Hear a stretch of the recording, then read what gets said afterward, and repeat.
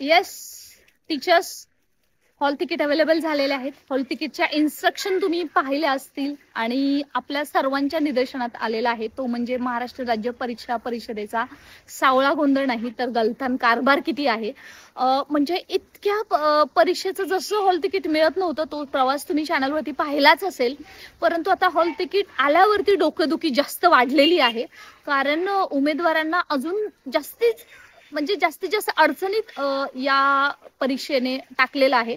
आणि उमेदवारांना अभ्यासावरती न लक्ष देता कोणत्या गोष्टीवरती लक्ष देण्यामध्ये त्यांची एनर्जी वेस्ट होते. लिटरली लाखो उमेदवार खूप चिंतित आहेत.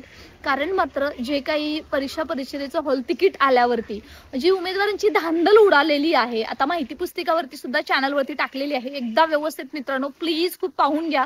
कोणती अशी चूक करू नका जेणेकरून तुम्हाला परीक्षा देताना ऐनवेळी तुम्हाला बाद करण्यात येईल. लिटरली या शब्दामध्ये मला सांगावं लागतंय परंतु फॅक्ट आहे.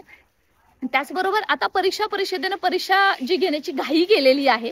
आणि एवढं असताना सुद्धा आपण पाहतोय की जी हॉल तिकीट्स उमेदवारांना अवेलेबल झालेले आहेत ते म्हणजे एखादा उमेदवार बीडचा आहे त्याला मुंबईचं सेंटर दिलेलं आहे आणि एखादा उमेदवार पुण्याचा आहे त्याला मात्र गोंदियाचं सेंटर दिलेलं आहे. आणि जे सेंटर्स होते म्हणजे ज्या सेंटरसाठी मुलांनी अप्लाय केलं होतं ते सेंटर मात्र मुलांना दिलेले नाहीयेत. ते सेंटर सोडून दुसरे सेंटर देण्यात आलेले आहेत ज्यांना त्यांनी म्हणजे 3 जे चॉईस दिले होते फॉर्म भरताना. मित्रांनो तुम्हाला आठवत असेल मी कशाबद्दल बोलते. ते सोडून सेंटर आलेले आहेत आणि त्या परीक्षेसाठी तुम्हाला 8 वाजता सकाळचं रिपोर्टिंग करायचं आहे. जर एखादा मुलगा बीडवरून मध्ये येणार आहे आणि मुंबईच्या सेंटर बद्दल तर आता स्वतः मी माझ्या जवळपास आहे म्हणून माहिती आहे की which is not convenient to at all any म्हणजे रोडवे सुद्धा कन्व्हिनियंट नाहीये, ट्रेनने सुद्धा कन्व्हिनियंट नाहीये. आणि अर्थातच ज्यांना यायचंय त्यांना काही करून आदल्या दिवशी तिथे येऊन स्टे केल्याशिवाय पर्यायच राहिला नाहीये. बरं एवढंच फक्त प्रश्न आहे का? त्याचबरोबर अजून असा प्रश्न आहे की उमेदवारांना जेव्हा हॉल तिकीट्स अवेलेबल झालेले आहेत तेव्हा ते आपल्या उमेदवार हुशार आहेत ते थोडेसे रिव्ह्यू पाहत आहेत. त्यांच्या लक्षात येते की त्या हॉल तिकीटमध्ये बऱ्याच सुविधाच नाहीयेत. ओके, जे IBPSC सेंटर आहे तिथं सुविधा नाही, तिथं त्यांना परीक्षा द्यायची आहेत आणि त्याचा त्यांच्या मार्क्सवरती सुद्धा परिणाम होण्याची भीती उमेदवारांच्या मनामध्ये आहे. असे उमेदवार आहेत की ज्यांनी MSCनी वेळ सुद्धा दिला होता. त्यांना गुगल लिंकद्वारे त्यांच्या परीक्षेची माहिती देण्यासाठी त्यांनी माहिती सुद्धा दिली. परंतु मित्रांनो तरी सुद्धा त्यांची डबल एकाच दिवशी 2 पेपर आलेले आहेत. त्या उमेदवारांनी करायचं काय? जेव्हा परीक्षा परिषदेत ठोसपणे सांगते की आम्ही काही करून एकाही उमेदवारांची नुकसान होणार नाहीये आणि आज त्या संदर्भात जेव्हा आपण फॉलोअप घेते तेव्हा परीक्षा परिषद काहीच उत्तर द्यायला तयार नाहीये. अशा परिस्थितीमध्ये उमेदवारांनी करायचं काय? कारण खरंच मित्रांनो खूप बेकार अवस्था आहे. आज हॉल तिकीट मिळेपर्यंत परीक्षा घेईपर्यंत आणि जो हा कारभार चाललेला आहे त्याला बोलणार तरी काय? सगळे स्पीचलेस आहेत. ऑलरेडी हॉल तिकीट 7 दिवस अगोदर तरी उपलब्ध करून द्यायला पाहिजे होतं. आता अशा अवस्थेमध्ये दिलेलं आहे. सगळ्याच महाराष्ट्रभर पावसाने एकदम धुमाकूळ घातलेला आहे. आणि अशा परिस्थितीमध्ये उमेदवारांना त्यांच्या सेंटरवर द्यायचं आणि त्यांना चॉईस आहेत की त्यांनी कोणती परीक्षा द्यायची. आता एखादा उमेदवार MPSCच्या क वर्गाची परीक्षा देतोय किंवा त्याचबरोबर बाकी बऱ्याच त्यांच्या परीक्षा आहेत. मग त्यांनी करायचं काय?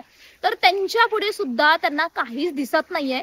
कारण त्यांचं त्याच दिवशी परीक्षा आलेल्या आहे जेव्हा त्यांच्या MSCच्या परीक्षा आहेत किंवा आपण MPSCच्या परीक्षा आहेत किंवा काही लोकांच्या YCMUच्या परीक्षा आहेत, काही लोकांच्या काही उमेदवारांच्या DSMच्या परीक्षा आहेत. अशा वेळेस उमेदवारांनी करायचं काय?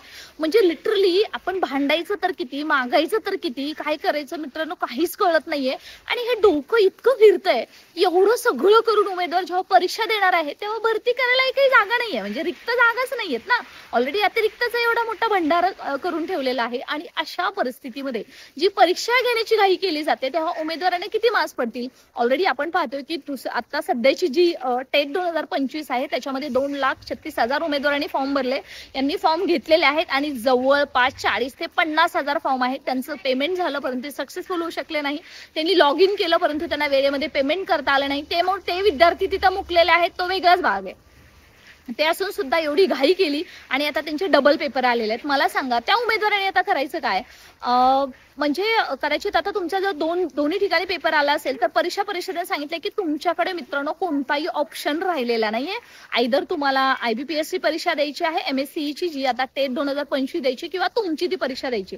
अशा परिस्थितीमध्ये उमेदवारांना लिटरली दिलासा मिळायला हवा. यासाठी परीक्षा परिषदेकडे आपण स्वतः फॉलोअप घेतोय. मला असं वाटतं मित्रांनो परीक्षा जेवढी महत्वाची आहे तेवढीच महत्वाची आहे की सर्व ज्या संघटना आहेत शिक्षक भरतीसाठी काम करणाऱ्या जी लोक आहेत प्रामाणिकपणे काम करणार त्यांनी आता पुढे येऊन ही परीक्षा परीक्षा एकतर पुढे ढकला, नाहीतर यांना काही तर मार्ग काढून द्या अशी करण्याची गरज पडलेली आहे. डोक्याला ताण जास्त झालेला आहे, कारण ही परीक्षा देऊन सुद्धा शेवटी हातामध्ये काय भेटणार आहे, काहीच भेटणार नाही. आणि अशा परिस्थितीमध्ये शिक्षण आयुक्त आहेत ते एकदम म्हणजे ते काहीच बोलायला तयार नाहीयेत. जेव्हा आपण आयुक्त कार्यालयामध्ये या संदर्भात फॉलोअप घेतोय की ते म्हणतात ते आमचा लुकआउटच नाहीये, तो MSc चा लुकआउट आहे. पण MSc कडे तर त्यांच्यात ऍक्च्युली फोन तर आता उचलणंच त्यांनी बंद केलेला आहे. तुम्ही स्वतः ट्राय करून पाहू शकता, कोणती म्हणजे मिस इन्फॉर्मेशन आपण देत नाहीये. मग अरे करायचं काय, या उमेदवारांनी परीक्षा द्यायची की सगळं सोडून द्यायचं? तुम्हाला काय वाटतं या संदर्भात? किंवा खरंच यांच्यासाठी वेळ वाढवून दिलेला पाहिजे का? सेंटर जे मी चूज केलं होतं तेच मला सेंटर का नाही मिळालं, याच्या संदर्भात जर यांच्याकडे उत्तर नसेल आणि ते सुद्धा फक्त 3 दिवस अगोदर हॉल तिकीट जाहीर केलं जातं आणि उमेदवारांनी परीक्षा द्यायची आहे आणि ते पण इतक्या लांब पोहोचायचं आहे, how it is possible? Now continuous rainfall is going on in between, what should be our demand? आपण काय केलं पाहिजे या संदर्भात नक्की तुमच्या महत्वपूर्ण युजफुल कमेंट्स तुम्ही कमेंट सेक्शन मध्ये करा, सर्वांपर्यंत पोहोचवा, कारण आपल्याला याच्यावरती पाऊल उचलायचं आहे. आणि अशाच महत्वपूर्ण माहितीसाठी मित्रांनो स्टे कनेक्टेड, आपलं व्हॉट्सअप चॅनल जॉईन करा, टेलिग्राम जॉईन करा, जेणेकरून तुम्हाला महत्वपूर्ण अपडेट्स मिळत राहतील. सो ऑल द बेस्ट म्हणणार नाहीये, पण अभ्यास करा, कारण का पर्याय राहिलेला नाही.